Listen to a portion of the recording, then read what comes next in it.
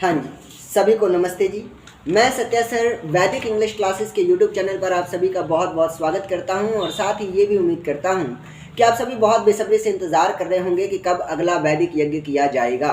तो आपके इंतज़ार की घड़ी आप खत्म होते हुए और मैं आपको बता दूं कि कल ही यानी कि 1 मई को ही शाम 4:45 बजे हम लोग वैदिक यज्ञ आरंभ करेंगे। कहाँ करेंगे? पावर हाउस रोड, गली नंबर 1, विजय चिल्ड्रन हॉस्पिटल के पास डॉक्टर राजकुमार सिंगला जी के घर पर जो गोल्डन इंस्टीट्यूट है वहाँ पर ये यज्ञ करवाया जाएगा।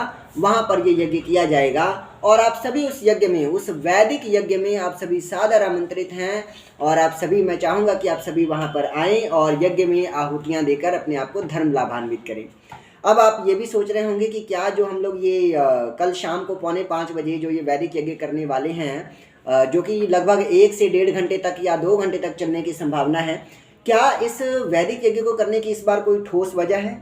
जी हाँ, एक छोटी सी वजह है और वो छोटी सी वजह ये है कि कल हमारे एक प्यारे से विद्यार्थी का जन्मदिन है और उसने हमसे पहले ही कहा था कि सर जी इस बार जब वैदिक यज्ञ होगा ना तो वो मेरे जन्मदिन पर होगा और मैं चाहता हूँ कि मेरा जन्मदिन वैदिक यज्ञ के साथ मनाया जाए।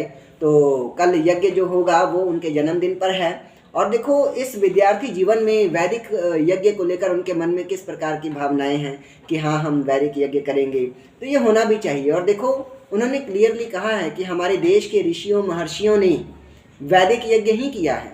आप रामायण पढ़ो, महाभारत पढ़ो, लंकापति रावण भी यज्ञ ही किया करता था।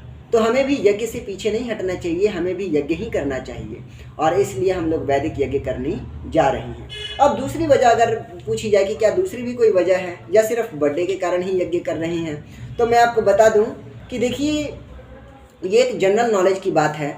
हम मनुष्य हैं, चाहे हम हिंदू हैं, मुस्लिम हैं, सिख हैं, ईसाई हैं, बौद्धि हैं, जैनी हैं, पारसी हैं, किसी भी धर्म मजहब के हैं, चाहे हम अमीर हैं या गरीब हैं, किसी भी जात के हैं हम लोग, है ना, आखिर हैं तो हम लोग इंसान ही। और हम इंसान अपनी एक्टिविटी से इस वायुमंडल को लगातार गंदा कर रहे हैं, तो इस वायुमंडल को शुद्ध करना भी तो हमारा काम है ना। इस वायुमंडल को शुद्ध करने की जिम्मेदारी किसकी होनी चाहिए? हमारी ही होनी चाहिए, क्योंकि इसे लगातार गंदा भी तो हम ही कर रहे हैं। तो वायुमंडल को शुद्ध करने का सबसे बेहतरीन उपाय क्या है? वो है यज्ञ करना।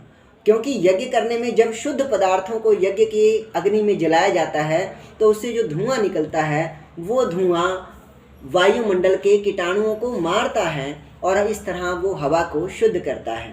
तो इसलिए भारत देश के ऋषियों ने ये परंपरा बनाई थी कि हम एक तो वेद मंत्रों का उच्चारण करेंगे जिससे वेदों की रक्षा होगी और यज्ञ करेंगे जिसमें आहुतियाँ देने से हमारा वायुमंडल शुद्ध होगा, यानी कि वायुमंडल की भी रक्षा होगी। इसलिए भारत देश के ऋषियों ने ये परंपरा बनाई थी और भारत देश के ऋषियों की इस परंपरा को आगे बढ़ाते हुए हमने भी वैदिक यज्ञ करने का निर्णय लिया है, जिसमें आप सभी सादर आमंत्रित हैं। और एक बात मैं आपको बता देता हूँ, ये बताते हुए मुझे अपार हर्ष हो रहा है कि धर्म जात पात को ना देखते हुए जब भी हम लोग वैदिक यज्ञ करते हैं यहाँ गोल्डन इंस्टीट्यूट में, तो हमें एक ऐसे यजमान की ज़रूरत होती है जो नॉनवेज ना खाता हो और किसी प्रकार के नशे का सेवन ना करता हो और एक अच्छा व्यवहार रखता हो, समाज में एक अच्छा व्यवहार रखता हो। फिर चाहे वो अमीर हो, चाहे वो गरीब हो, चाहे वो हिंदू हो, मुस्लिम हो, सिख हो, ईसाई हो, बौद्धि हो, जैनी हो, पारसी हो, किसी भी धर्म से संबंधित हो, हमें धर्म से कोई भेदभाव नहीं है।